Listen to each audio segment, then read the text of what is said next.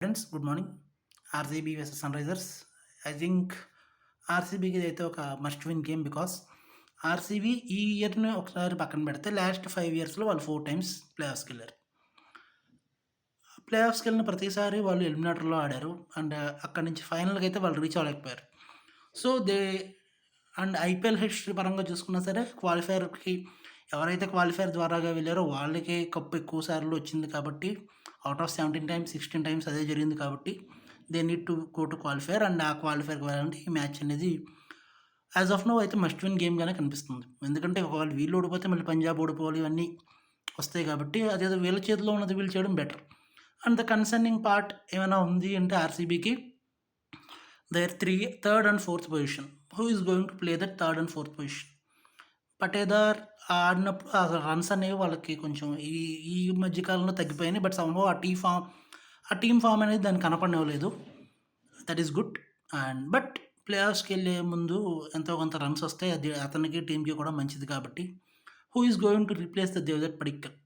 Will Mayank comes in opening and someone will play that third number 3 role or number 4 role if Patidar takes number 3. And అది చూసుకోవాలి. And మయాంక్ని middle ఆర్డర్లో పెడితే and కంప్లీట్గా మనం ఇది అని చెప్పలేం. కానీ పాస్ట్ రికార్డ్స్ ఆధారంగా అదంత మంచి ఐడియా కాకపోవచ్చు. కాకపోతే ఒకవేళ ఆర్సీబీ ఒక మంచి పొజిషన్లో ఉండి అందులోనూ ఒక చేజ్ లాంటి పొజిషన్లో ఉంటే that time definitely RCB can push. ఒకవేళ ఓకే సిచ్యువేషన్ కంఫర్టబుల్గానే ఉంది కదా, మయాంక్ని ఈ టైంలో ట్రై చేయొచ్చు అని ట్రై చేస్తే అది okay. And I somehow feel RCB ఒకవేళ ఫస్ట్ బ్యాటింగ్ చేసి ఎక్కువ స్కోర్ పెడితే అది కొంచెం విన్నింగ్కి బెటర్గా ఉంటుందేమో ఆర్సీబీ పాయింట్ ఆఫ్ నుంచి. ఎందుకంటే వాళ్ళు డిఫెన్స్లో అనేవి బాగా చేశారు.